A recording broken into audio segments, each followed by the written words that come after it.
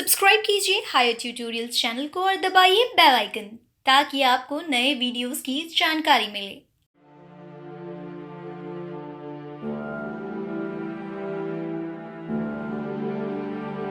Hello students, इसके पहले के वीडियो में हमने बेलन के बारे में पढ़ा था। अब हम शंकु के बारे में पढ़ेंगे। शंकु के बारे में पढ़ने से पहले मैंने आपको सूत्र बताया है, वो सूत्र को सबसे पहले आप कॉपी में नोट डाउन कर लीजिए। ये हमारा पहला सवाल दिया है, एक लंबवृत्तीय शंकु के वक्र पृष्ठ का क्षेत्रफल ज्ञात कीजिए। मतलब हमें शंकु के वक्र पृष्ठ का क्षेत्रफल ज्ञात करना है। तो हम लिख लेते हैं क्या ज्ञात करना है। यहाँ ज्ञात करना है शंकु का वक्र पृष्ठ का क्षेत्रफल। इसे हमें क्या करना है, निकालना है। जिसकी त्रियक ऊंचाई 10 सेंटीमीटर है। दिया क्या है हमको, त्रियक ऊंचाई, जिसे हम L से डिनोट करते हैं, वो दिया है 10 सेंटीमीटर। और क्या दिया है, आधार की त्रिज्या दिया है हमको 7 सेंटीमीटर। आधार की त्रिज्या को हम लोग R से डिनोट करते हैं, वो दिया है 7 सेंटीमीटर। ठीक, शंकु का वक्र पृष्ठ निकालना है। तो शंकु का वक्र पृष्ठ बराबर होता है, शंकु का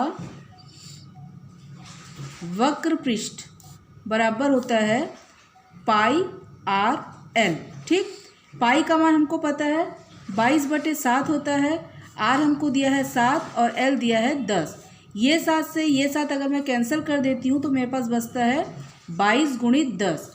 इसको गुना करेंगे तो आएगा 220 वर्ग सेंटीमीटर। तो हमारा उत्तर क्या रहेगा, एक लंबवृत्तीय शंकु के वक्र पृष्ठ का क्षेत्रफल 220 वर्ग सेंटीमीटर होगा।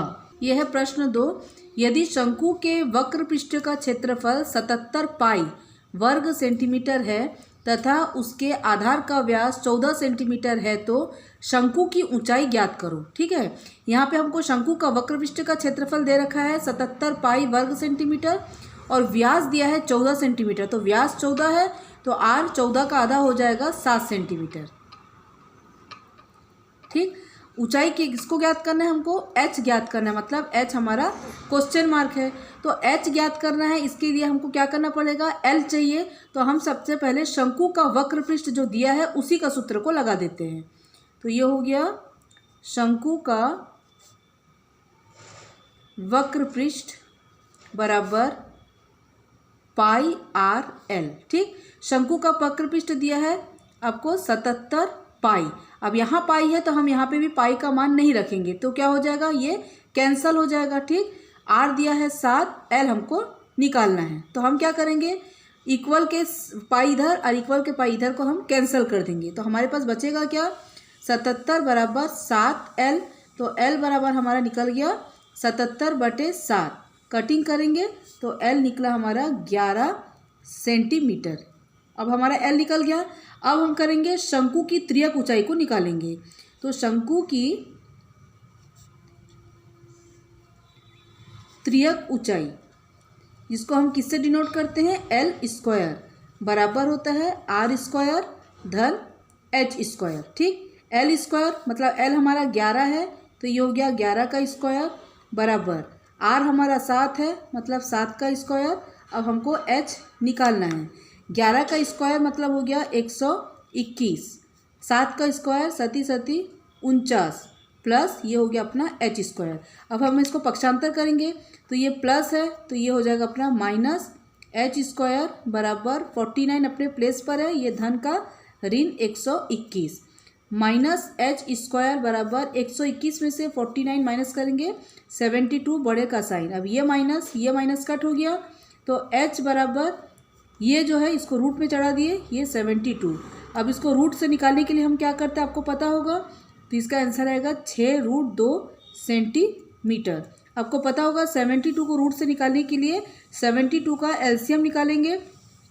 ठीक है ना, इस एलसीएम हो गया 2 तिया 6, 2 छक्के 12, 2 एकम 2, 2 अट्ठे 16, 2 नवम 18, 3 तिया 9 और 3 एकम 3।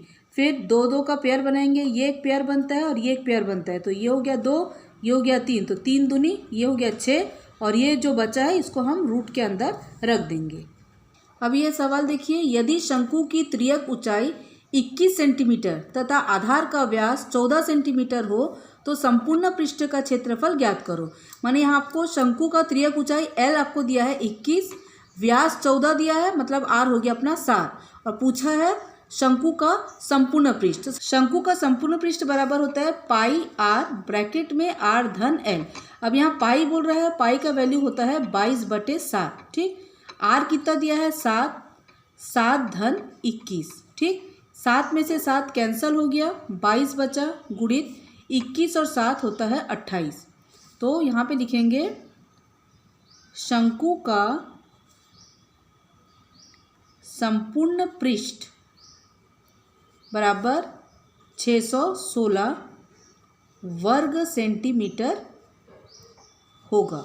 अब यह है नेक्स्ट सवाल, यदि एक जोकर की शंक्वाकार टोपी के आधार की त्रिज्या 7 सेंटीमीटर तथा ऊंचाई 24 सेंटीमीटर हो तो ऐसे 10 टोपी बनाने के लिए लगने वाला शीट का क्षेत्रफल ज्ञात करना है।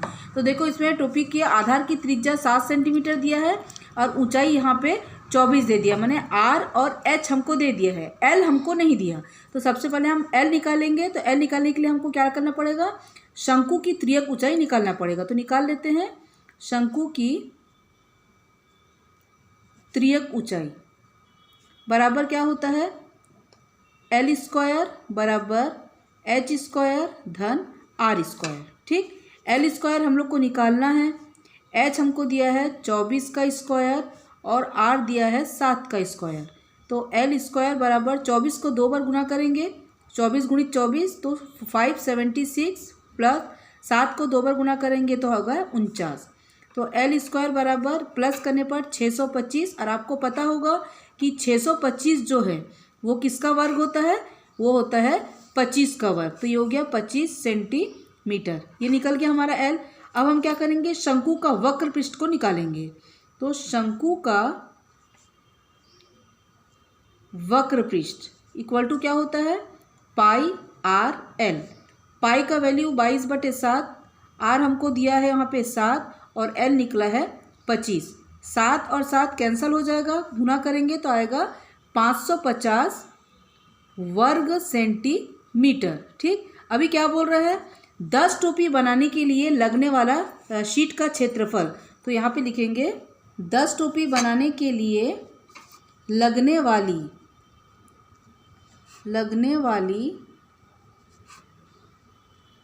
शीट का क्षेत्रफल, हमको ये चीज़ निकालना है। तो क्या करेंगे हम, 550 जो वक्र पृष्ठ का निकला है गुणित 10, तो कितना हो जाएगा 5500 सेंटीमीटर।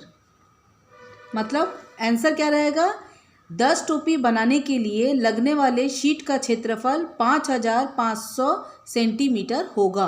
अभी नेक्स्ट है, एक शंक्वाकार तंबू की ऊंचाई 5 मीटर तथा आधार की त्रिज्या 12 मीटर हो तो उसकी त्रियक ऊंचाई तथा तंबू को बनाने में लगने वाले तिरपाल का लागत मूल्य ज्ञात कीजिए यदि उसका मूल्य 70 रुपये प्रति वर्ग मीटर हो। तो हमें यहाँ पे क्या क्या दे रखा है, देखो तंबू की ऊंचाई दिया है 5 मीटर और त्रिज्या R बराबर दिया है 12 मीटर। तो H और R दोनों दे दिया है, मतलब L हमको निकालना होगा। तो सेम प्रोसेस रहेगा, शंकु की त्रियक ऊंचाई L स्क्वायर बराबर क्या होता है, R स्क्वायर धन H स्क्वायर, ठीक है। L स्क्वायर हमको निकालना है, R दिया है 12 का स्क्वायर और ये दिया है 5 का स्क्वायर। तो L स्क्वायर बराबर 12 को 2 बार गुना करेंगे तो 144 और ये हो गया आपका 25। तो L स्क्वायर बराबर दोनों को जोड़ेंगे तो 169, और आपको पता है 169 जो है वो किसका वर्ग है, 13 का वर्ग। तो ये हो गया अपना 13, ठीक। तो L बराबर हमारा निकला √169 और 169 का जो वर्गमूल होता है वो होता है 13। तो L बराबर हो गया 13 मीटर। अब हमको निकालना क्या है, तंबू का त्रिपाल उनके वक्र पृष्ठ के बराबर होता है। इसको याद रखना, तंबू का जो त्रिपाल होता है, तंबू का त्रिपाल उसके वक्र पृष्ठ के बराबर होता है।